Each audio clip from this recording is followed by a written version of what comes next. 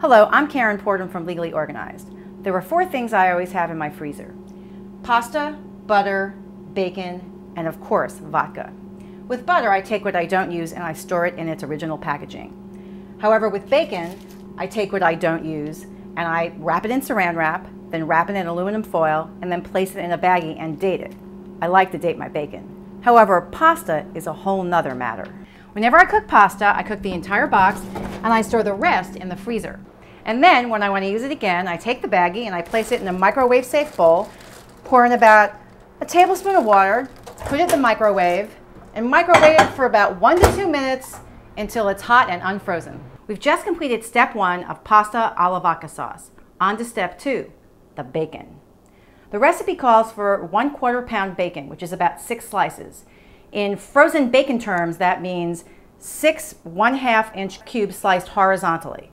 Next, heat 3 tablespoons of butter in a large skillet until it bubbles and add the bacon. Cook until lightly browned, about 8 minutes, and then add about 3/4 a cup of vodka. Well, actually 1/2 cup of vodka. And step away.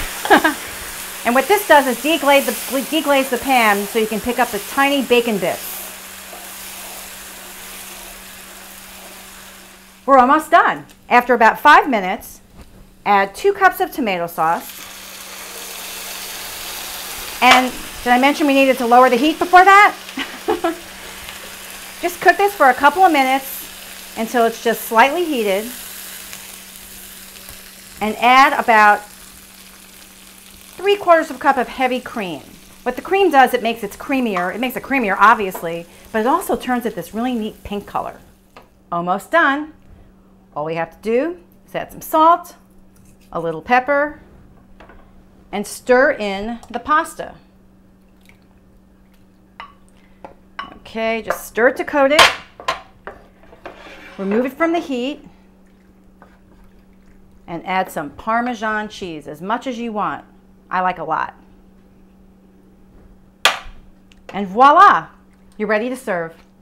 Quick, easy, and scrumptious. Hey, 3 more things. First of all, you don't need to use the vodka, you can use water. Second of all, you don't have to use the heavy cream if you don't want the calories or the fat. You can use some milk. And lastly, you can substitute some turkey bacon instead of the regular bacon. You can find a printed copy of this recipe on www.legallyorganized.com.